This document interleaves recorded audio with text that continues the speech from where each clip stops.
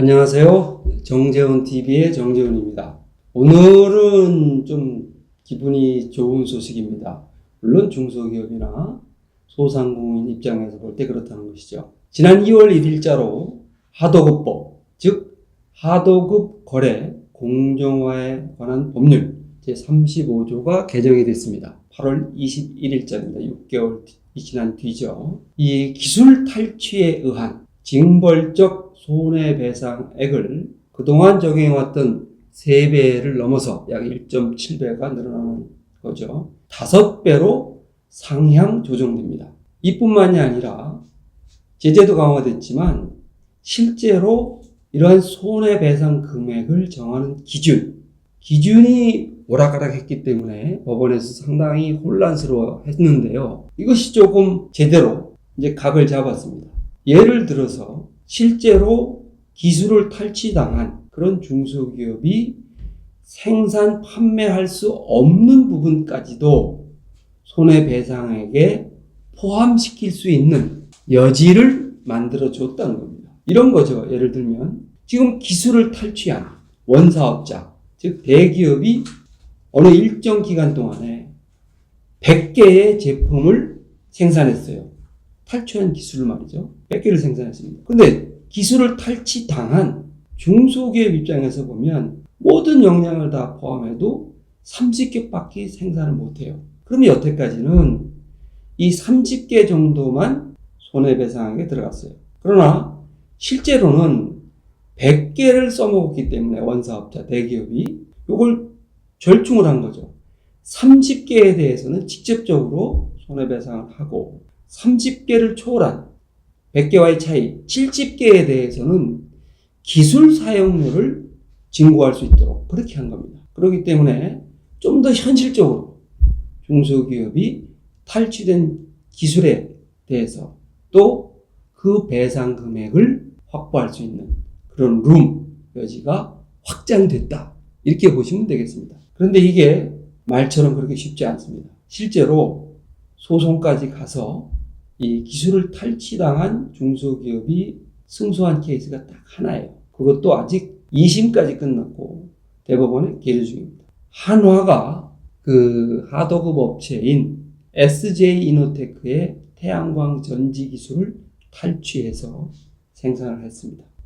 이것이 여러 가지 기술 자료와 증거 이런 거를 다 포함해서 오랜 시간에 걸쳐서 지금 1심, 2심이 끝났는데 이게 유일하게 중소기업이 승소한 케이스입니다. 아직 다 끝난 게임도 아니고요. 그만큼 탈취 기술에 의한 손해배상을 입증하는 게 쉽지 않다는 겁니다. 현실적으로 한번 보겠습니다. 얼마나 이게 어려운 일인지. 첫 번째로는 이런 문제 제기를 해서 파일을 하거나 소송까지 가려면 사실상 원사업자, 납품하는 대기업이죠. 대기업과의 거래관계를 끊거나 아니면 끊지는 않더라도 상당한 불편함을 감수하는 그런 각오를 하기 전에는 이 문제 제기를 할 수 없는 겁니다. 그만큼 이 중소기업 입장에서는 굉장한 결심을 필요한 거죠. 헤어질 결심이 되는 겁니다. 실제로 피해 중소기업들을 인터뷰해보면 70% 정도가 이렇다 할 구제 방안을 스스로 강구하지 않습니다. 그냥 좋은 게 좋은 식으로 조금 납품 단가를 인상받는 수준에서 문제를 덮고 지나가려는 그러한 경향성이 강합니다. 두 번째, 대부분의 자료를 원사업자, 즉 납품을 받는 대기업이 다 가지고 있어요. 이거를 도면만 보내줬는데 그거를 뺏겨서 원사업자가 스스로 만들든지 아니면 제3의 중소기업한테 자료를 넘겨서 만들게 했든 이걸 입증한다는 것이 보통 어려운 일이 아닙니다. 또 세 번째로 실제로 어찌어찌 해서 이 대기업의 실무자, 팀장이 됐든 부장이 됐든 누군가가 문제를 잘못 처리해서 이 기술 탈취가 일어났다라는 것이 인정이 되더라도 꼬리 자르기 식으로 처리를 하려고 합니다. 그 사람은 인사조치를 한다든지 사표를 받는다든지 그럼 또 난감해지는 거예요. 이런 여러 가지 복합적인 문제가 따릅니다. 마지막으로 이런 문제 제기를 해서 소송에 이르게 되면 2년, 3년, 4년 시간이 갑니다. 그 사이에 1인 다역을 해야 되는 중소기업 대표가 없는 돈에 변호사 비용까지 마련해서 법정을 드나들어야 되는 그러한 세월이 기다리고 있어요. 그러다가 잘못하면 어떻게 되죠? 파산하게 되는 겁니다. 이 첫째, 둘째, 셋째, 넷째 어려운 일들을 다 각오를 하고 시작해야 되는 거예요. 그만큼 기술 탈취에 따른 여러 가지 문제를 해결하기가 어렵다는 거죠. 다만 몇 년 전부터 기술 탈취에 대한 문제의 심각성을 우리 사회가 공감하고 있기 때문에 이런 하도급법 개정안이 나온 것이고요. 거기에 따라서 8월 21일자로 시행이 되게 되는 겁니다. 여러 기관이 중소기업부라든지 공정거래위원회라든지 특허청이라든지 이런 데서 보고 있습니다. 그렇기 때문에 앞으로는 조금은 나아지지 않을까. 또 징벌적 손해배상의 상향 한도 3배에서 5배는 늘어났기 때문에 대기업에서도 부담이 되는 그런 금액이 될 수 있습니다. 이런저런 걸 다 떠나서 중소기업의 부담을 줄이기 위해서는 미국식 디스커버리 제도를 도입해야 된다. 이런 얘기들도 있습니다. 이 디스커버리 제도라는 것은 양 당사자, 원사업자, 수급사업자, 대기업과 중소기업이 되겠죠. 이 양 당사자가 자기들이 갖고 있는 증거 자료를 동시에 다 공개하는 겁니다. 공개하게 되면 내 자료뿐만 아니라 상대방의 자료도 볼 수 있게 되는 것이죠. 이거를 법정에서 일일이 싸우는 게 아니라 사전에 오픈 베이스로 확인이 가능합니다.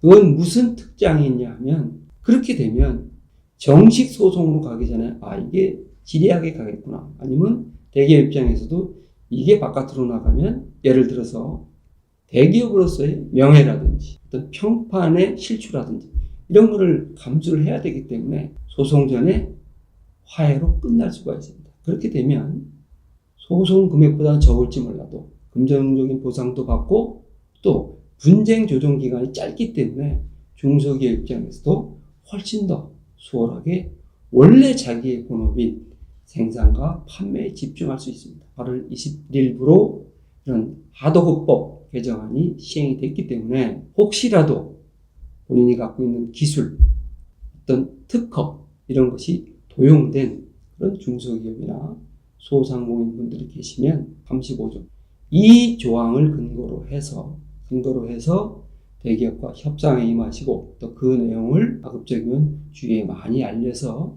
소송으로 가기 전에 화해로 끝내고 이 고통의 질곡에서 벗어날 수 있는 계기를 마련하시기 바랍니다. 오늘도 새로운 소식을 전해드려서 기분이 좋고요. 하여튼 여기 해당이 안 되는 게 제일 좋지만 해당이 되면 이 조항을 적극 활용하시기를 권유드립니다. 좋아요와 구독은 사랑입니다. 감사합니다.